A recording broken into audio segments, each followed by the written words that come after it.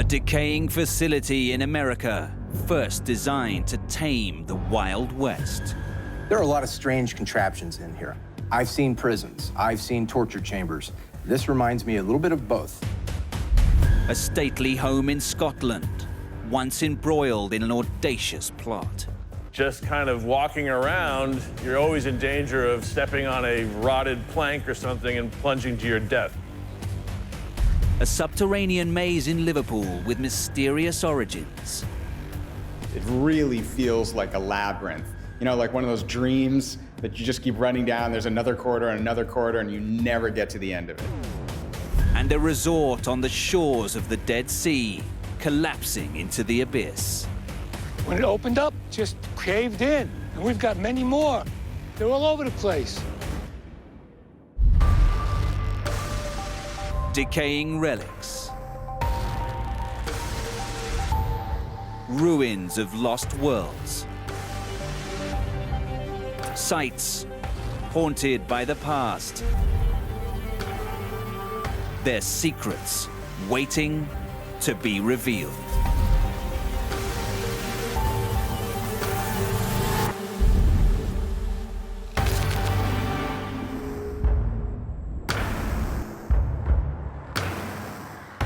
Hidden in the city of Liverpool is a true engineering mystery.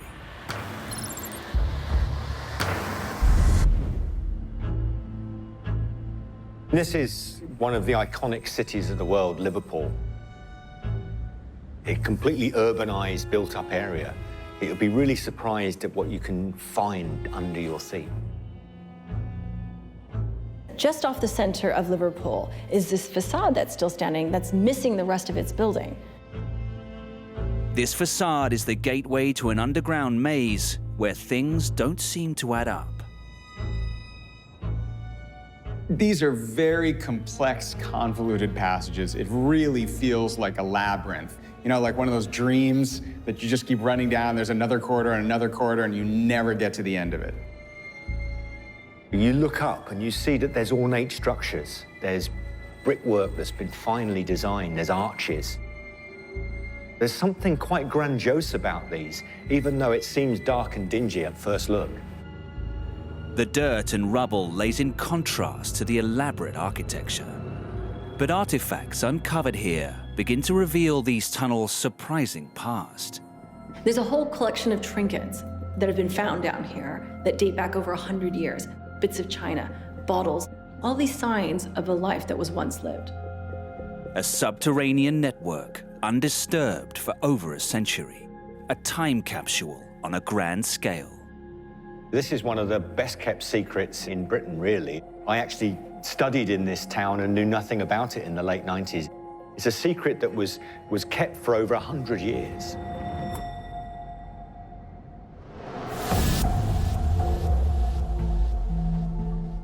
By the 1800s, international trade had put Liverpool on the map. But not everyone here was prospering. Liverpool is rapidly expanding and is one of England's largest port cities. It's very bourgeois, business is booming, and the population is expanding. Edge Hill was one of the poorest of these areas, but it had at least one resident that was doing well for himself, and his name was Joseph Williamson.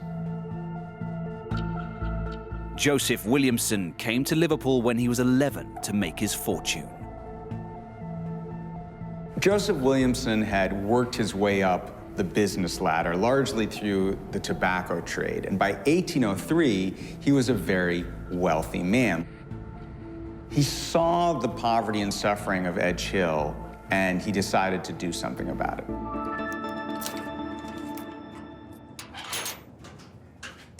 Tom Stapledon is part of a group who have been unraveling the history of these tunnels for over 20 years.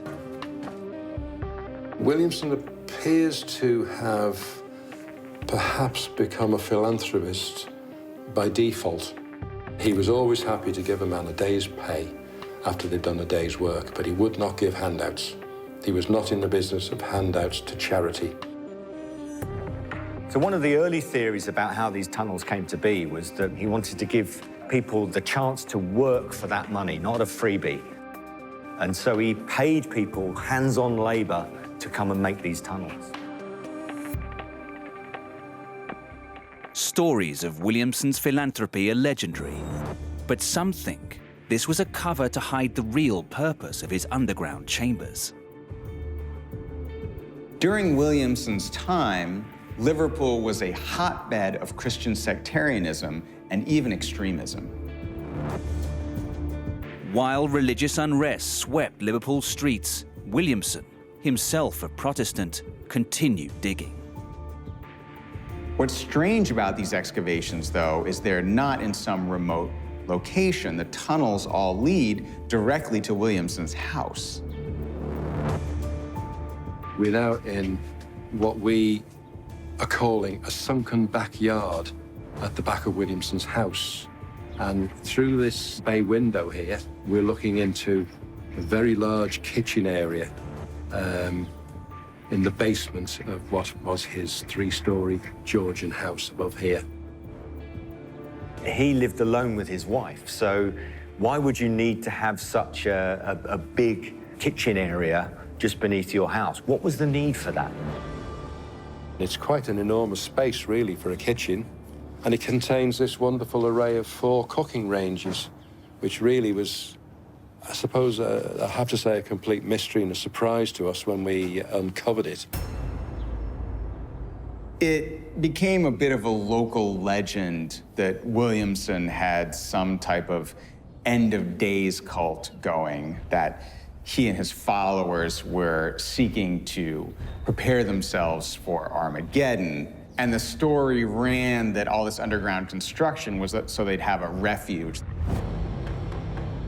Williamson's secrecy invited speculation, but rumors of the occult were never proven.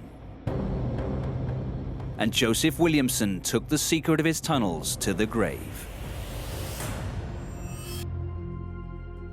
Williamson was busy beavering away with these tunnels until his wife died, and then he started to do less and less, and then himself, he died in 1840, and that's when the tunneling stopped. And so it was from that point onwards that the tunnels sort of disappeared into folklore. For 150 years, the tunnels lay forgotten under the streets of Liverpool. But in 1999, workers on a building site discovered a hole in the ground. Under this car park, that area under these 2 parking bays, 14 and 15, is roughly where this big hole in the ground was. It was just big enough to drop a ladder through and for a fairly slim man to squeeze his way through the hole and realize that he was into something important. So when they actually found the tunnels, it was like stumbling across Atlantis. It opened up a whole underground world, and that was just the tip of the iceberg. I remember when I arrived here, before any excavation started, I could say there was a pile of rubble from there to there.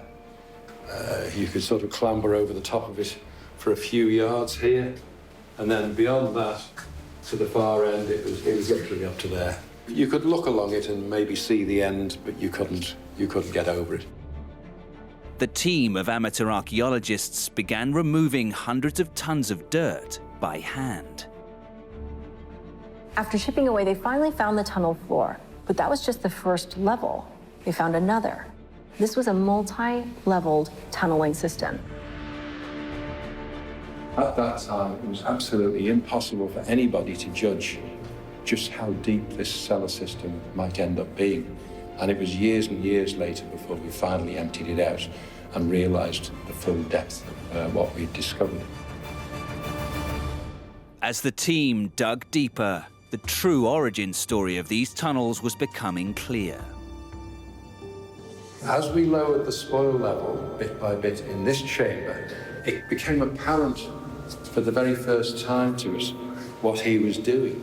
He was going to vault over here in his brick arches and then put 2 layers of working cellar above, and then 4-story buildings on top of that. They discovered stone buttresses strong enough to stop the roof from caving in. But that didn't explain why the tunnels were dug in the first place. However, the team still hadn't reached the bottom. It's only when they went a bit deeper that the purpose was finally revealed.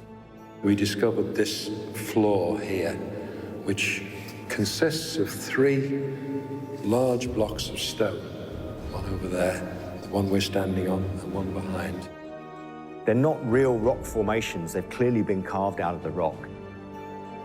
Beneath Edge Hill is a material prized for its utility: sandstone.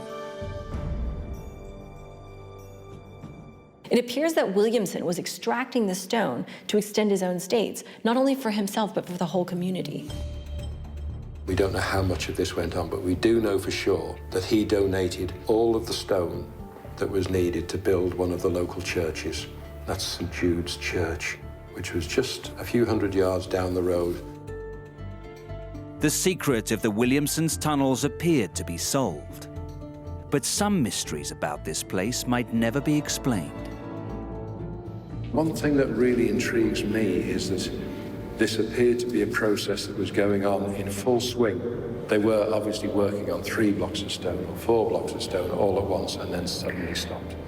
And I found that a very intriguing question. We'd love to know answers, but I'm afraid we never will.